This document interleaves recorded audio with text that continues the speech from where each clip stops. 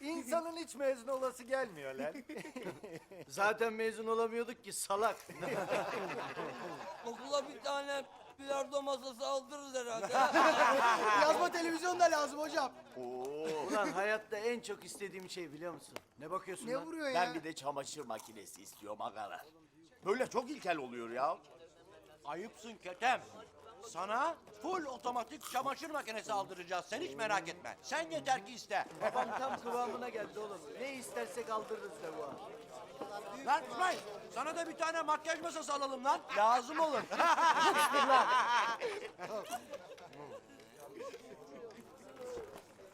Emre nerede lan?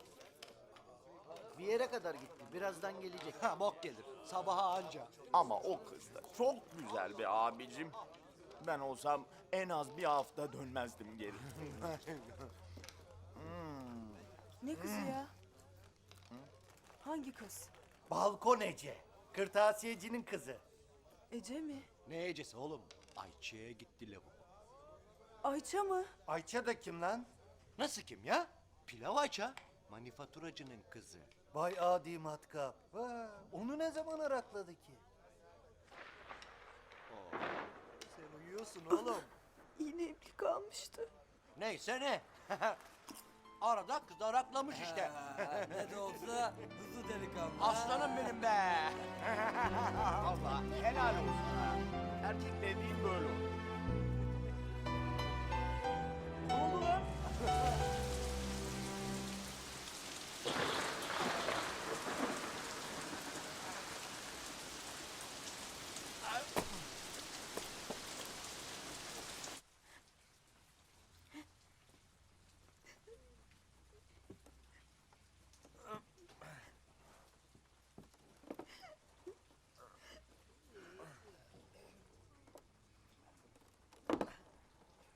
İsmail, sen daha uyumadın mı lan?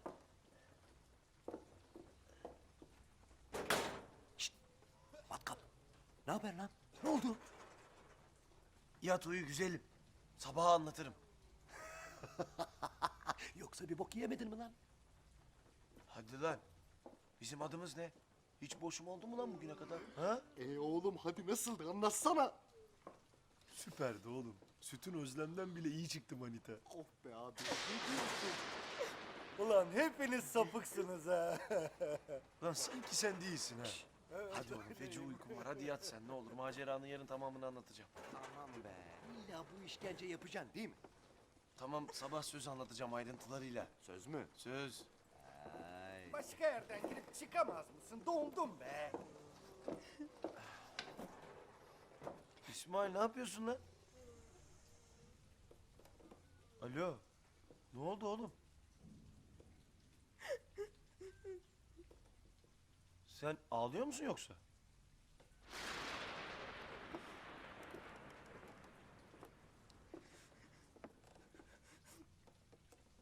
İsmail. Ne biçim bakıyorsun öyle abicim?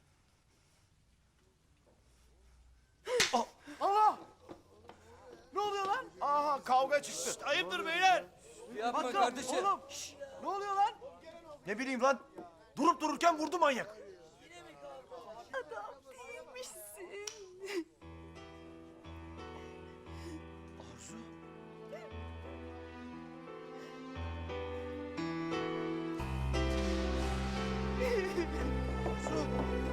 Arzu. Arzu. Hayatım ne olur dur. Vallahi sevgilim sandığın gibi değil.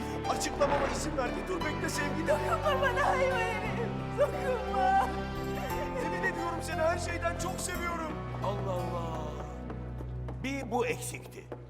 Allah cezanızı versin. Godoş herifler. Arzu. Arzu.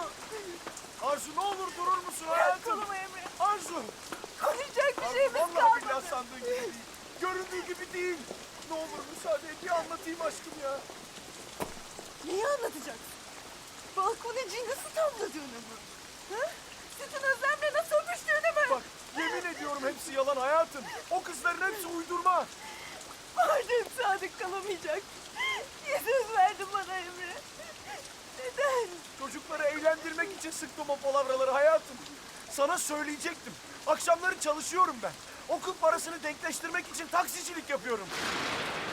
Yuh be. Bari bu durumda yalan söyleme şerefsiz herif. Yazıklar olsun sana. Arzu! Arzu!